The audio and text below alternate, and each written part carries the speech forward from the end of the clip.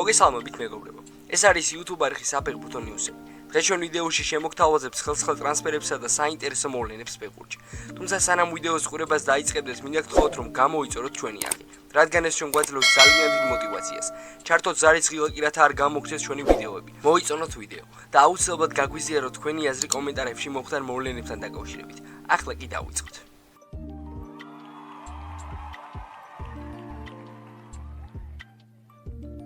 გიორგი მამარდაშვილს ლივერპულში სათამაშო დრო არ ეძლევა და თებერვალში დაიწერა რომ ქართველი მეკარე ენფილდიდან იჯარის წესით წასვლაზე სერიოზულად ფიქრობს. მამარდას მოვლენებთან დაკავშირებით ახალი ინფორმაცია გავრცელდა. თიმთოლქის მიხედვით მას მსურველები გამოუჩნდნენ. ცნობილი ბრიტანული გამოცემა იუწყება რომ ლივერპულს 25 წლის ფეხბურთელის თაობაზე რამდენიმე კლუბი დაუკავშირდა. ახლახან წითლებმა ალისონ ბეკერის კონტრაქტში ჩადებული პუნქტი ამოქმედეს და მასთან ხელშეკრულება 2027 წლის ზაფხულამდე გაახანგწრივეს.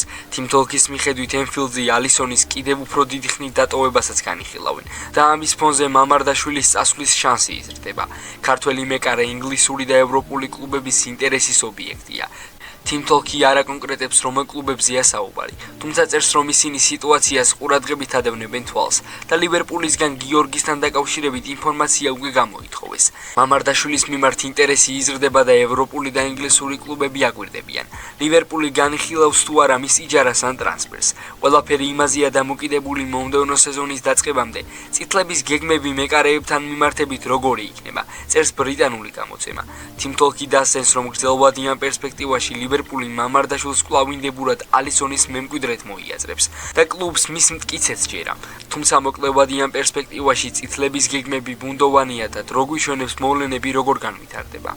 თუმცა სანამ უშუალოდ ვიდეოს გავაგრძელებდეთ, მინდა მწუხარება გამოთქვათ საქართველოს კათოლიკოს პატრიარქის უწმინდესის ილია მეურის გარდაცვალების შესახებ. ნათელში ამყოფობს ღმერთმა მისი სული. ჩემპიონთა ლიგის მერვედფინალის საპასუხო მატჩი ლონდონის ჩელსი სტემფორდ ბრიჯზე PSG-სთან 0-3 დამარცხდა. ორი მატჩის ჯამში პარიზელმა გუნდმა 8-2 გაიმარჯვა. მეოთხედფინალში გავიდა, სადაც ლივერპულსა და გალათასარაის შორის გამარჯვებულს დაუპირისპირდება. სტემფორდ ბრიჯზე ანგარიში მე-6 წუთზე ხვიჩა კვარაცხელი გამგახსნა. მამადუ სარის უხეში შეცდომით ისარგებლა. სენეგალელს პოზიციური ბრძოლა მოუგო და რობერტ სანჩეზს ახლო მანძილიდან შეუგდო. მე-14 წუთზე ბარკოლამ ბრწყინვალე გოლი გაიტანა.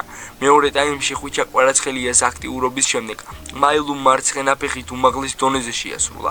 მეკარე კი უშანსო იყო. 19 წლის ფრანგმა მატჩის საბოლოო ანგარიში დააფიქსირა. ხვიჩასთვის ჩელსისთან გამართულ ორ მატჩიანი დაპირისპირება განსაკუთრებული იყო. პარიზში სათადარიგო და სკამზე იჯდა. 2-2-ზე ცვლილებაზე გამოვიდა. გუნდს 3 საგოლე მოქმედებით დაიხმარა. დუბლი და საგოლე პასი შეასრულა. პარი სენ-ჟერმენმა შინ 5-2 მოიგო. ქართველმა გუნდის გამარჯვებაში ყველაზე დიდი წვლილი შეიტანა და მატჩის საუკეთესო მოთამაშედ დასახელდა. რაც შეეხება დღევანდელ მატჩს, ლუის ენრიკემ სასტარტო შემადგენლობაში ათამაშა და 73 წუთზე შეცვალა. ორი მატჩის ჯამში ხვიჩას აქტივში 4 საგოლე მოქმედება იყო, 3 გოლი და 1 ასისტი, რაც საოცარი შედეგია. პარიზული შეხვედრის მსგავსად მატჩის საუკეთესო მოთამაშის პრიზი დღესაც მან მიიღო. ლონდონის ჩელსისთან სტუმრად მოგებულ მატჩის შემდეგ პარი სენ-ჟერმენის მთავარმა მწვრთნელმა ლუის ენრიკემ პრესკონფერენციაზე ჟურნალისტების კითხვებს უპასუხა. სრულყოფილება ფეხბურთში არ არსებობს, მაგრამ უნდა აღვნიშნო, რომ პარიზული მატჩის პირველი 80 წუთი ძალიან რთული იყო. მას შემდეგ, რაც პირველი მატჩი 5-2 მოვიგეთ, დღეს ჩვენი დონე შევინარჩუნეთ. მეორე მატჩი განსხვავებული იყო, იმიტომ რომ კონტრშეტევებზე ეფექტურად მოქმედებდით და გავიტანეთ 2 გოლი, რომლებმაც დაპირისპირების ბედი გადაწყვიტა. ასეთი მატჩის გაკონტროლება ყოველთვის რთულია, იმიტომ რომ ჩელსი არის ძლიერი გუნდი, რომელსაც სწრაფი გოლის გატანა სურდა. ასეთ დროს ბურთის შენარჩუნება რთულია, მაგრამ ჩვენი მიზანი კონტრშეტევებსა და ბურთის ფლობას შორის ოქროს შუალედის პოვნა იყო. გვინდოდა ბურთის ფლობით დაგვეცვა თავი. შესანიშნავად ვითამაშეთ და დამსახურებლად გავიმარჯვეთ. ყველა, განსაკუთრებით ისინი, ვინც ჩემპიონთა ლიგაზე თამაშობს, პატივს უსვამს, ვინაიდან იციან თუ როგორი ფეხბურთის თამაშისკენ ვისწრაფით. ამ პატივისცემას გრძნობ და ეს ძალიან სასიამოვნოა. მოუთმევად ველოდებით მე-4 გარდა ენრიკესა საკუთარ გამოსვლაზე თავად კვარამას ისაუბრა. რა თქმა უნდა, ძალიან მნიშვნელოვანია, როდესაც ასეთ საოცარ სტადიონზე, ასეთ საოცარ ატმოსფეროში იმარჯვებ. თავდაჯერება უნდა დაგვებრუნებინა და მნიშვნელოვანი გამარჯვება მოვიპოვეთ. ძალიან ბედნიერი ვართ, მაგრამ არ უნდა გავჩერდეთ. ვიცით რომ წინ უამრავი თამაში გველოდება და მომდევნო შეხვედრებისთვის მაქსიმალურად კონცენტრირებული უნდა ვიყოთ. ჩელსის წინააღმდეგ გოლის გატარა ფანტასტიკური შეგრძნება იყო. მნიშვნელოვანია რომ კარგი თამაში ვაჩვენოთ და ის ასე უნდა გავაგრძელოთ. მომდევნო მაჩებისთვის დაუღალავად უნდა ვიმუშაოთ. საუკეთესო ფორმის დაბრუნებას ვცდილობთ და ყველა თამაში მნიშვნელოვანია.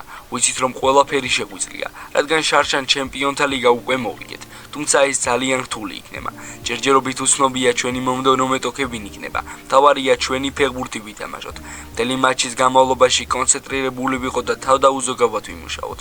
ყოველდღიურად ვცდილობ მაქსიმუმი გავაკეთო და მინდა გუნდს დავეხმარო. ძალიან კარგი გუნდი ყავს და გვიხარია რომ ერთმანეთთან ვთამაშობთ. ბედნიერი ვარ რომ ამ გუნდს არ მოვადგენ. განაცხადა კვარაცხელია მუცხოვარ პრესასთან საუბრისას. აუცილებელია გამოვყოთ კომენტარი რომელიც ქართულმა ფეხბურთელმა ჯეოთიპს მისცა. კვარამ აშრაფ ჰაკიმთან ერთად გოლი ტრადიციულად არ აღნიშნა, რამაც მაროკოელის გაკვირვება გამოიწვია. გუშა კვარაცხელია ამ ჟესტით ილია მეორეს სვოვნას მიაგო პატივი და გოლიც მას მიუძღვნა. კი, ალბათ მე აუხსნი რა სიტუაციაც იყო.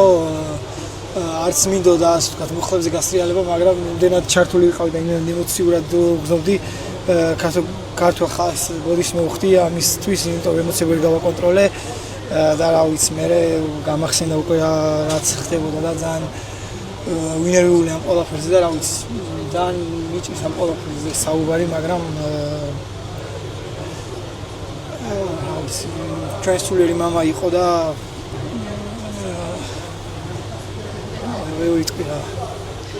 ამაზე გავჩერდით. შეგახსენებთ რომ ქართულმა ვარსკვლავმა ჩემპიონთა ლიგის მიმდინარე სეზონში მე-10 მატჩი ჩაატარა. მის აქტივში 11 საგოლე მოქმედებაა, 7 გოლი და 4 საგოლებაზე.